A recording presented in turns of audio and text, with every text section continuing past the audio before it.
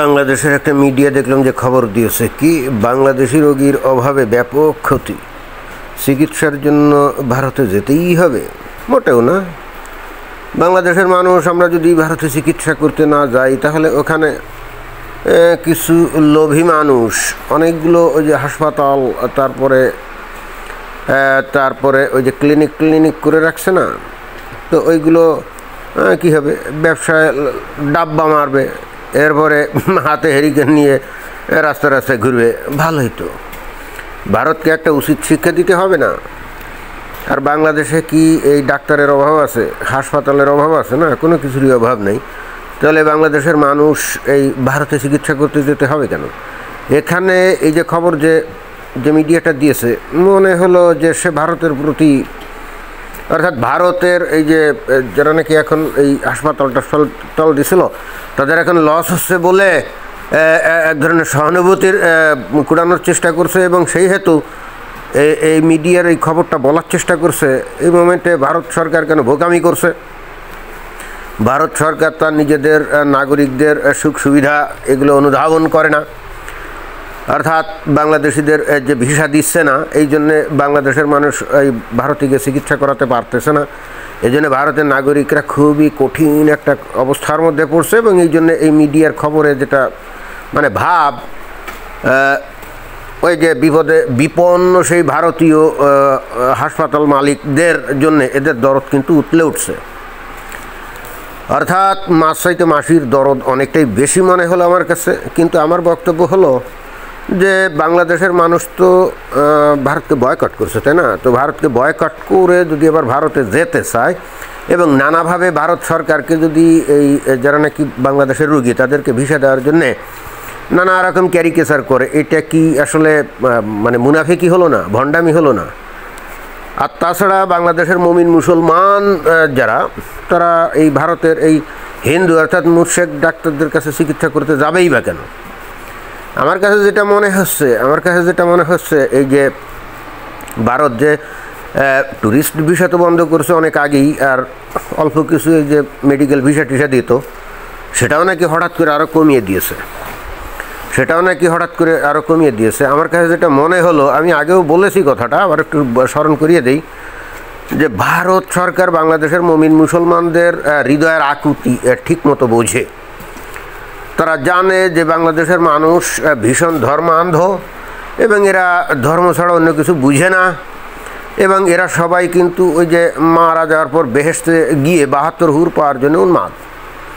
এই জিনিসটা ভারত সরকার খুব উপলব্ধি করছে। এই জন্যে ভারত সরকার চাচ্ছে না যে বাংলাদেশের এই মুমিন মুসলমানরা তারা ভিসা নিয়ে ভারতে গিয়ে চিকিৎসা করুক, অর্থাৎ মুশরিকদের কাছে চিকিৎসা করুক। এতে করে এই মুমিন মুসলমানদের কিন্তু বেহেশতে যাওয়া অনেকটাই মানে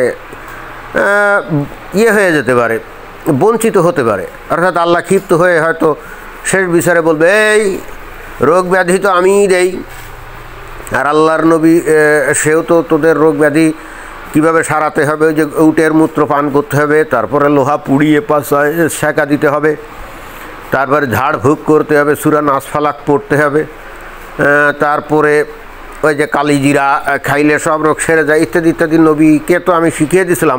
আল্লাহ বলবে যে নবীকে তো আমি এই সমস্ত চিকিৎসাগুলো শিখিয়ে দিয়েছিলাম, নবী তো গিয়ে এই সমস্ত চিকিৎসাগুলো সবার কাছে প্রচারও করছিলেন। তো এইগুলো বাদ দিয়ে তোরা কেন তোদের জীবন বাঁচানোর জন্য তোরা ওই মুশরিকদের কাছে কেন গেলি? এক্স্যাক্টলি আমার কাছে সেটাই মনে হয়। এই জন্যে ভারত চায় না যে মুশরিক ডাক্তারদের কাছে বাংলাদেশের মুমিন মুসলমানরা গিয়ে তারা ঈমান হারাক এবং বেহেশতে যাওয়া থেকে তারা বঞ্চিত হোক। এই জন্যে আমার মনে হয় যে দয়াপরবশ হয়ে ভারত সরকার এই কঠিন ডিসিশনটা নিয়েছে। আমার তো মনে হয় যে বাংলাদেশের উচিত, মানে মুমিন মুসলমানদের উচিত ভারত সরকারকে ধন্যবাদ জানানো এবং কৃতজ্ঞতা জানানো, কি তাই না? কিন্তু বাস্তব অভিজ্ঞতাটা কি জানেন? বাস্তব পরিস্থিতি যেটা আমি আসলে খবর শুনলাম, এখন মনে করেন যে বাংলাদেশে যতগুলো যে ভারতীয় সেন্টার আছে, ওই আইভ্যাক, তো ওখানে প্রত্যেকটা সেন্টারে নাকি প্রত্যেক দিন 5-7-10টা এরকম নাকি স্লট খোলে মেডিকেল ভিসার জন্যে। এখন এই মেডিকেল ভিসা পাওয়ার জন্যে বাংলাদেশের মুমিন মুসলমানরা 10,000 থেকে 20,000 টাকা পর্যন্ত দিয়ে লাইন দিয়ে বসে থাকে। অর্থাৎ যারা নাকি ওই স্লট পায় তারা তো কম্পিউটারের সামনে বসে থাকে এবং ওরা নাকি জানে যে কখন নাকি স্লটগুলো খোলে। তা ওই রকম সময় এখন এই ভারতীয় ভিসার এই যে কাজটার যারা করতো এর সংখ্যা তো একেবারে কম না, অনেক। তো সারা বাংলাদেশের মানুষ সবাই মিলে একেবারে হামলে পড়ে, হ্যাঁ, একেবারে হামলে পড়ে ওই স্লট পাওয়ার জন্যে, কিন্তু পায় না।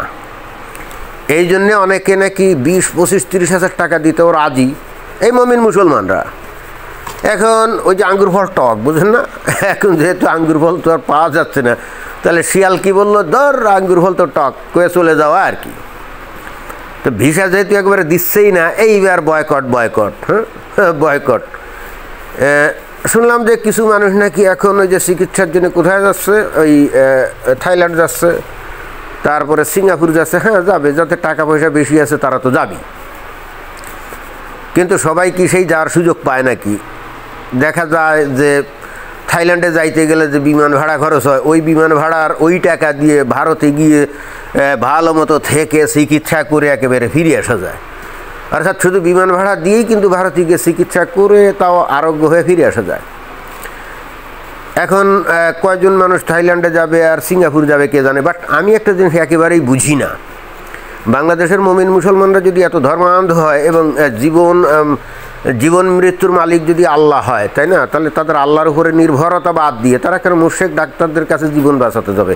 চিকিৎসা করাতে যাওয়া তো জীবন বাঁচাতে যাওয়া, তাই না? অর্থাৎ আপনার অসুখ হয়েছে, আপনি মারা যেতে পারেন, তাহলে কেউ যদি চিকিৎসা করে আপনার, তাহলে এর মানে কি? মানে সে আপনাকে সে চিকিৎসা করে আপনাকে সারিয়ে তুলছে বা আরোগ্য করছে, তার মানে আপনার জীবন বাঁচাচ্ছে না? তাহলে জীবন বাঁচানোর জন্য এরা মুশরিক ডাক্তারের কাছে কেন যাবে? এটা তো আমার মাথায় একেবারেই ঢোকে না। সেদিন একটা অনুষ্ঠানে দেখলাম যে এক ডাক্তার বলতেছে, মানে তাকে জিজ্ঞেস করা হচ্ছে যে ভারতে যে মানুষ এত চিকিৎসা করতে যায়, তো বাংলাদেশের ডাক্তারদের সমস্যা কী? বলে কোনো সমস্যা নাই, আমাদের এখানে সব কিছু আছে, ভারতের চাইতে অনেক ভালো উন্নত চিকিৎসা আছে, অমুক আছে সমুক আছে, অনেক কথা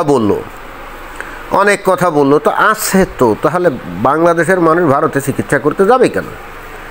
আদৌ যাওয়া উচিত? আমার কাছে তো মনে হয় যে যারা যায় তাদের জন্য বেহেশত হারাম হয়ে যাচ্ছে। কিন্তু এরপরও দেখা যাবে যে এরা ঠিকই ওই, এখন যদি মনে করেন যে 20,000 টাকা দিলে ভারতের একটা ভিসা পাওয়া যাবে, বাংলাদেশের হাজারে লাখে লোক কিন্তু ওই 20,000 টাকা দিয়ে ভারতের ভিসাই করাবে। বাস্তবতা কিন্তু এরকম। এবং আজকে যদি ভারত ভিসাগুলো ওপেন করে দেয়, হ্যাঁ, দেখবেন যে কীভাবে এই আইভ্যাক সেন্টারগুলোতে ভিড় পড়ে, অর্থাৎ ভারতে যাওয়ার জন্যে। তো এই হলো বাংলাদেশের মানুষদের প্রকৃত অবস্থা। এখন নিজেরা নিজেদেরকে নিয়ন্ত্রণ করতে পারে না, নিজেদের কথার উপরে তারা থাকতে পারে না, আবার অ্যাট দ্য সেম টাইম পায়ে পাড়া দিয়ে অন্যের সাথে গ্যাঞ্জাম করে, ভারতের বিরুদ্ধে বয়কট করে, ভারতের বিরুদ্ধে যুদ্ধ করবে, জিহাদ করবে, গাজওয়াতুল হিন্দ করবে, আবার অ্যাট দ্য সেম টাইম সেই ভারতে যাওয়ার জন্যে পাগল পারা হয়ে যাবে। এইটা তো আমি বুঝি না। যে দেশের মানুষগুলোর এই ধরনের কোনো চরিত্রই নেই, মানে কোনো, আসলে আমি বুঝি না। আমি যাকে ঘৃণা করি আমি তার বাড়িতে যাব কেন বলেন তো? আমার তো লাজ লজ্জা শরম আত্মসম্মান থাকলে আমি তো যাব না। তো বাংলাদেশের মুমিন মুসলমানরা ভারতকে ঘৃণা করে, ভারতের মানুষদেরকে ঘৃণা করে। কেন? ধর্মীয় কারণে, কারণ তারা হিন্দু মানে মুশরিক। অর্থাৎ এই জন্যই কিন্তু ঘৃণা করে, অন্য কোনো কারণে না।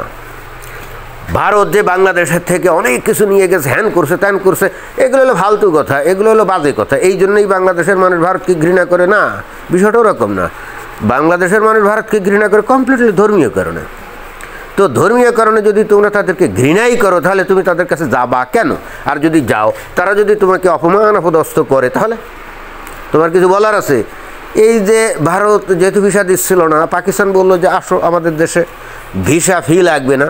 তো সেদিন দেখলাম যে একটা ভিডিওতে 4টা ছেলে, ইয়াং ছেলে, তারা পাকিস্তানের ভিসা নিয়ে ওই পাকিস্তান এয়ারপোর্টে গেছে। ইমিগ্রেশন পুলিশ তাদের কাছ থেকে টাকা টুকা কেড়ে নিয়ে চড় থাপ্পড় লাথি ওষ্ঠা দিয়ে, পাশায় আরও 2টা লাথি দিয়ে আবার ফেরত পাঠিয়ে দিয়েছে বাংলাদেশে। এটা তো দেখলাম।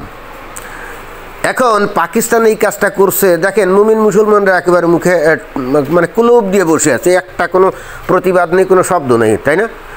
যদি ভারতের ইমিগ্রেশন কর্তৃপক্ষ বাংলাদেশের কোনো মানুষের সাথে ওই যে আচরণ পাকিস্তানিরা বাংলাদেশের মানুষের সাথে করছে তার 10%ও যদি করতো তাহলেই দেখতেন যে বাংলাদেশে এত দিনে এতক্ষণে দেখতে পারতেন যে লাখে লাখে কাতারে কাতারে মানুষ ভারতের বিরুদ্ধে জিহাদ করার জন্য প্রস্তুত হয়ে যেত।